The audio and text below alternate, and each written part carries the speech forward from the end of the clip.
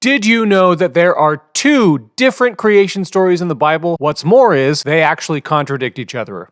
But only if you interpret the Bible literally, which you should not. If you don't, then you will find that the creation story in Genesis chapter 1 has something lovely and wonderful to teach us. And that is what we're talking about this week. Which beginning should you choose, number one or number two?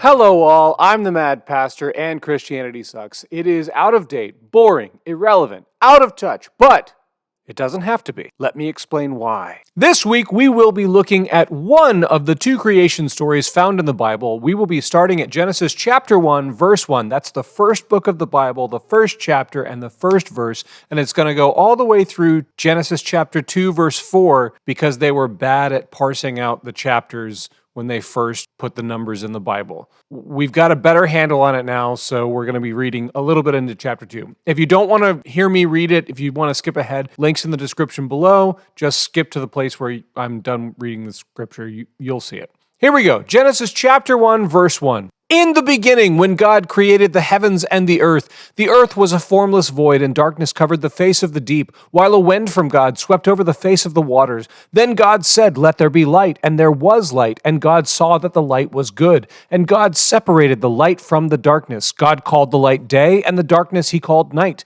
And there was evening and there was morning on the first day.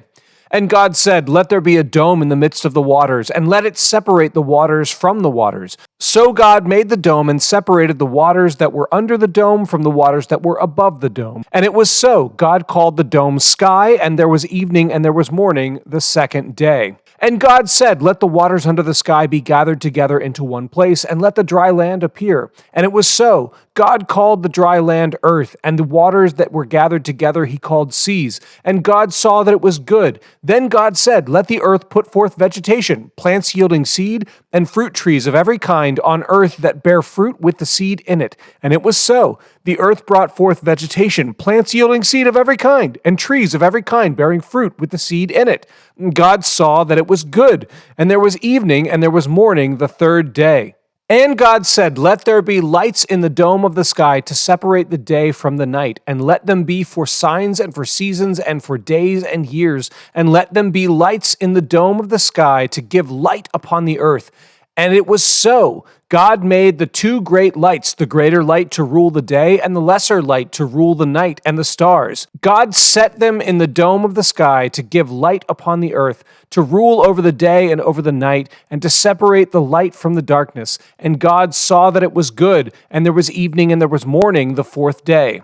And God said, "Let the waters bring forth swarms of living creatures, and let birds fly above the earth across the dome of the sky." So God created the great sea monsters and every living creature that moves of every kind, with which the waters swarm, and every winged bird of every kind. And God saw that it was good. God blessed them, saying, "Be fruitful and multiply, and fill the waters in the seas, and let the birds multiply on the earth." And there was evening and there was morning the fifth day. And God said, "Let the earth bring forth living creatures of every kind, cattle and creeping things and wild animals of the earth of every kind." And it was so. God made the wild animals of the earth of every kind, and cattle of every kind, and everything that creeps upon the ground of every kind. And God saw that it was good.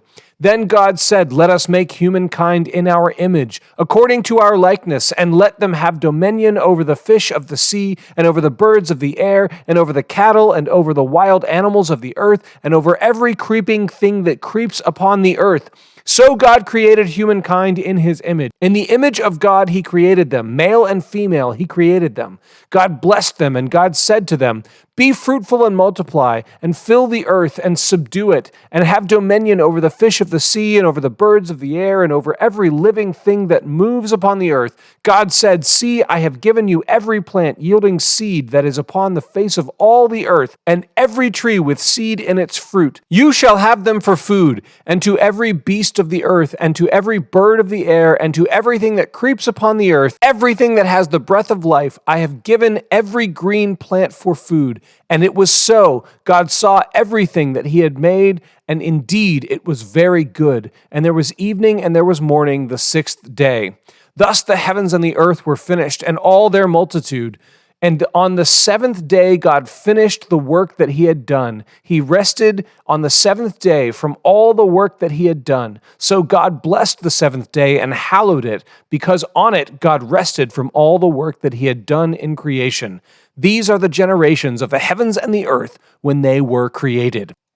Okay, where to begin? Let's start with by whom, when, and how this thing was written. So we have two different creation stories, chapter 1 and chapters 2 and 3. They were written by two different people, at least that's what scholars think. And since we don't know their names, they use initials. And so they have J, the Yahwist, and J in Hebrew is very similar to Y. They're interchangeable. So Yahweh, Jehovah, these are the same words.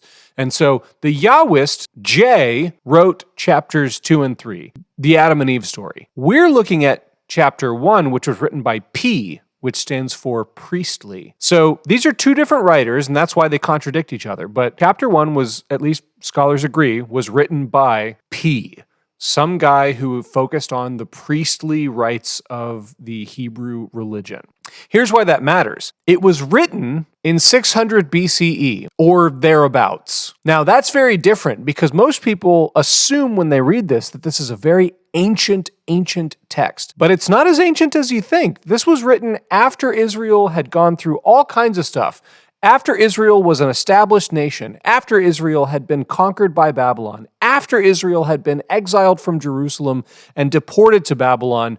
So the people who were reading this text for the first time as it was circulated in written form were reading it from the perspective of everything that God had already done for them, and now we're exiled, we're deported. Where is God? It sheds light on what the purpose of this scripture actually is. So how do we know that it was written in 600 BCE? Well, interestingly enough, one of the major clues is camels. You see, a lot of the original Genesis texts mention the use of domesticated camels, and we know that domesticated camels didn't exist until much later in history.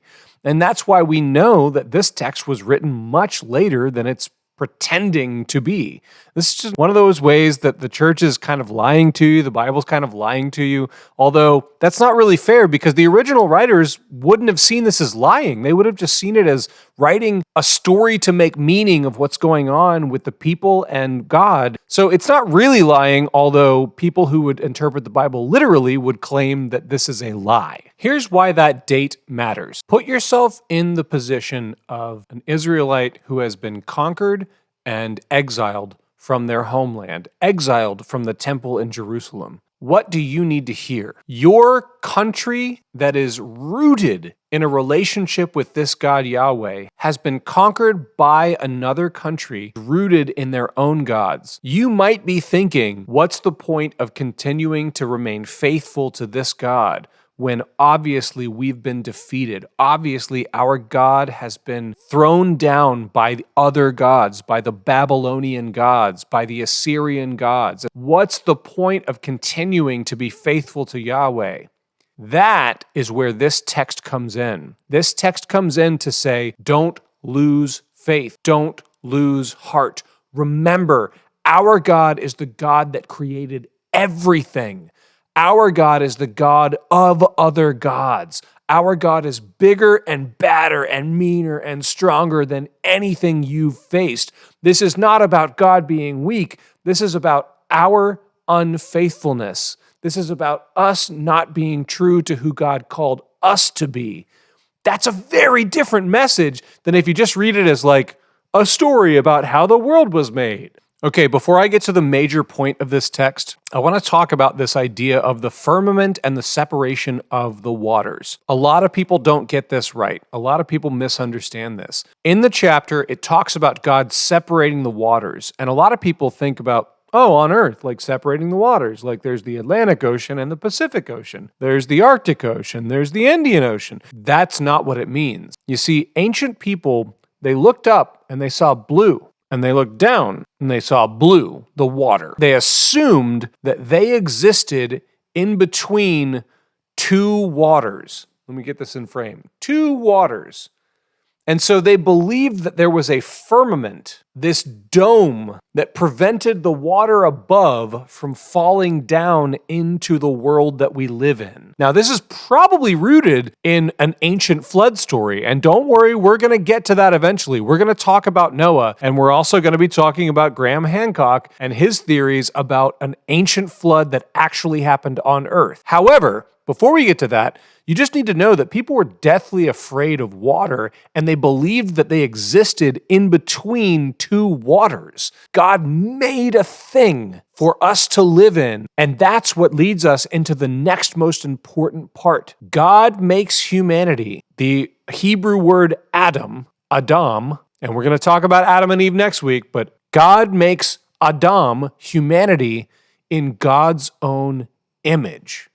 Now, that word image, it is a Hebrew word, salem, and every other place in the Bible that it's used, it means idol. It means statue of another god. It's a negativism.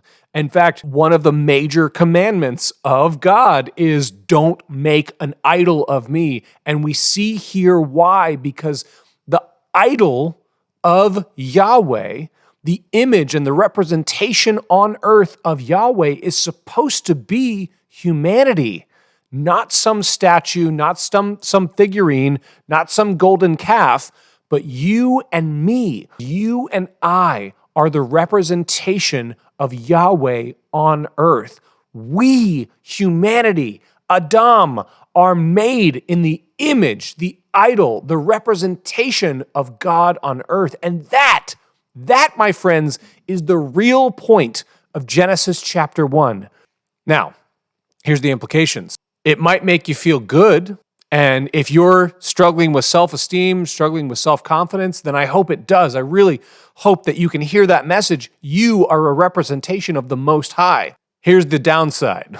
Everyone you dislike, everyone you can't stand, everyone you hate is also an idol, an image, a representation of God. So what are we to do with that? How do we live into that?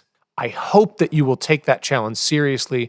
I hope that you will attempt to answer that question in your own life. And in the meantime, I leave you this blessing.